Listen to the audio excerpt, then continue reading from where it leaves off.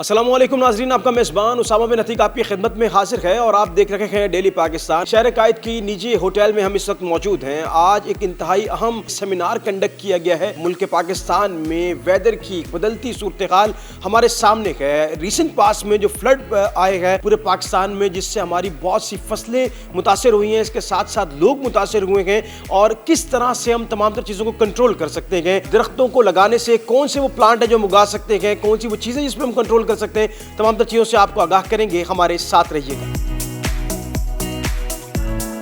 علی فرید خواجہ صاحب، chairman KSB trades, سر یہ بتائیں کہ آج یہاں پہ ایک کانفرنس ہوتی ہے اور ہم دیکھتے ہیں کہ ایک کلائمیٹ چینج پہ بات کی جا رہی ہے، پھر کلائمیٹ چینج پہ دنیا کا کیا ایک رول ہے۔ دیکھنے والوں کے لیے آسان الفاظ میں بتا دیجئے کہ کیا پرپس تھا آج کی اس میٹنگ کا، اس میٹ اپ کا، اور کیا چیزیں ڈسکس کی گئی۔ کلائمیٹ چینج پاکستان کے لیے ہر شعبے کے لیے امپورٹنٹ ہے۔ ایک انفیکٹ تو ہم بہت بڑا ڈیل کر رہے ہیں اس وقت، جو ہے فلڈس۔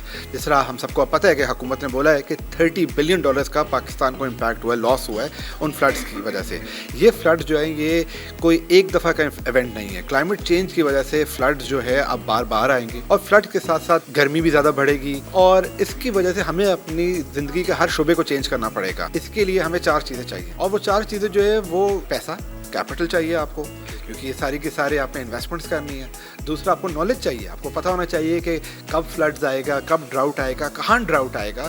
یہ ساری چیزیں ہم سینسر سے گیج کر سکتے ہیں اور پلان کر سکتے ہیں۔ ٹیکنالوجی چاہیے کہ جب یہ فلڈز آئیں اور جب ویدر چینج ہو، اس سے آپ ڈیل کس طرح کرو۔ اور لاسٹ چیز، آپ کو کوآرڈینیشن چاہیے، کیونکہ کلائمیٹ چینج ایک ایسا چینج ہے کہ جو ہر سیکٹر کو اور ہر شعبے کو اور ہر ایسپیکٹ آف آر لائف کو افیکٹ کرے گا۔ تو یہ نہیں ہے کہ میں اگر ایک بینک رن کرتا ہوں یا انویسٹمنٹ بینک رن کرتا ہوں تو میں صرف اپنے آپ کو چینج کروں۔ The coordination needs to be both on the micro level as well as at the global level۔ ناصر علی شاہ صاحب، ایز اے پینلسٹ ہم نے آپ کو ابھی دیکھا، دنیا میں ہر گزرتے دن کے ساتھ تبدیلی آ رہی ہے، انٹرنیشنل فورم پہ بھی کام ہو رہا ہے، پاکستان میں بھی کام ہو رہا ہے۔ کیا ایکسپرٹیز، کیا تذکرہ آج آپ نے کیا، ذرا ہمارے ناظرین کو آسان الفاظ میں سمجھانے کی کوشش کریں۔ میں نے یہ بتایا ہے کہ ہم کس قسم کے پودے لگائیں۔ آپ کے پاس تقریباً 35% جو سوائل ہے وہ استعمال ہو رہی ہے اینیمل فوڈر کے لیے، لیکن اگر آپ پورے ملک میں ککر لگا سکتے ہیں، اور اگر ہر انڈیویجول جو ہے وہ یہ فیصلہ کر لے کہ اس نے ہر سال ایک ککر کا درخت لگانا ہے،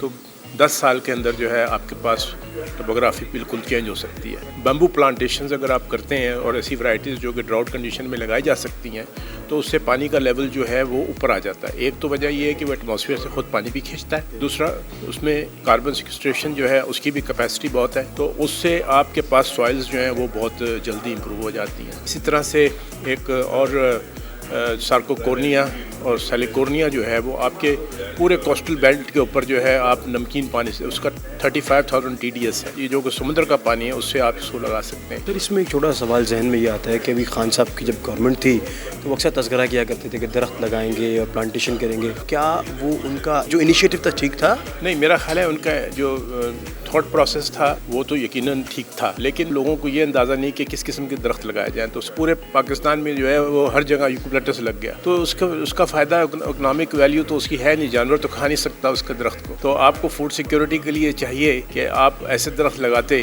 جس کا میکسیمم بینیفٹ ہوتا۔ دوسرا وہ جو ہے یوکلپٹس سلائن سوائلز کے لیے تو بہتر ہے، لیکن آپ نے دریا کے علاقوں میں بھی جو ہے یوکلپٹس لگا دیا، تو پلاننگ کا جو ہے وہ فقدان تھا۔ اور وہ ہمیشہ سرکار کے جتنے بھی ادارے ہوتے ہیں ان میں یہ ایک ایشو جو ہے لوگ کمپلین کرتے ہیں، لیکن یہ ہے کہ وہ ان کی اپنی مجبوری ہوتی ہے، وہ کہتے ہیں جی ہمیں تو سستے سے سستا پودا چاہیے۔ وہ $5 کا پودا جو ہے، اگر وہی $5 کا پودا اگر ککر کا لگاتے تو آپ کے پاس ٹرانسفارمیشن جو ہے وہ مچ فاسٹر ہو جاتی ہے۔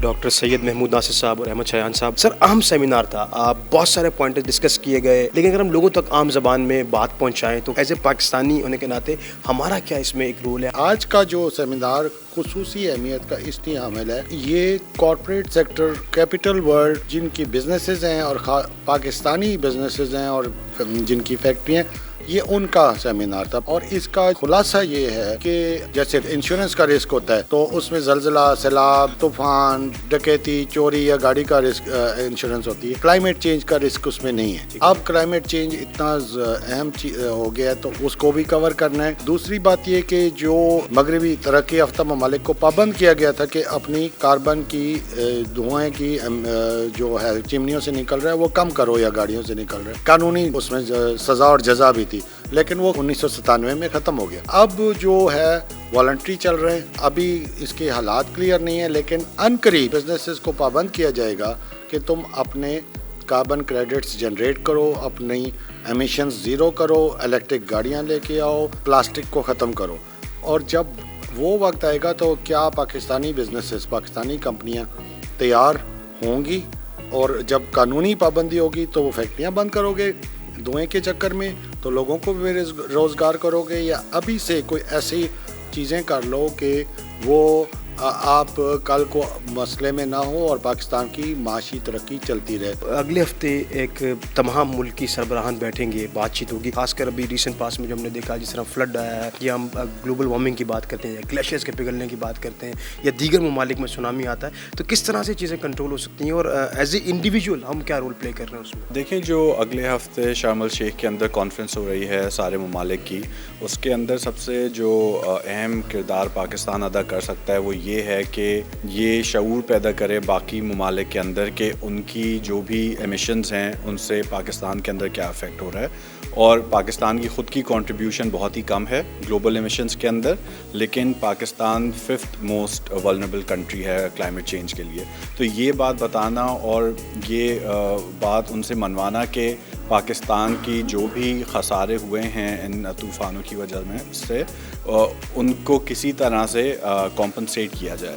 تو آئی تھنک ایک سب سے بڑا یہ ہوگا, اور دوسرا یہ ہوگا کہ پاکستان خود بھی اپنے آپ کو کس طرح اس راستے پہ لا سکتا ہے جہاں پہ کم سے کم پولوشن پاکستان کے اندر بھی پروڈیوس ہو رہی ہو, بیکاز جہاں پہ بھی جو پروڈیوس ہوتی ہے وہ ہمارے دریاؤں میں جاتی ہے, سمندر میں جاتی ہے. تو آئی تھنک دو چیزیں ہیں, ایک نالج گین کرنا کہ باقی ممالک میں کیا ہو رہا ہے جو ہم پاکستان میں لے کے آ سکیں, اور دوسرا یہ بتانا کہ پاکستان کے اندر جو ابھی فلڈز آئے ہیں ان سے کتنا زیادہ نقصان ہوا ہے, اور پوری دنیا اس کو جو ہے اس کی اونرشپ لے اور اس کے لیے ہماری مدد کرے.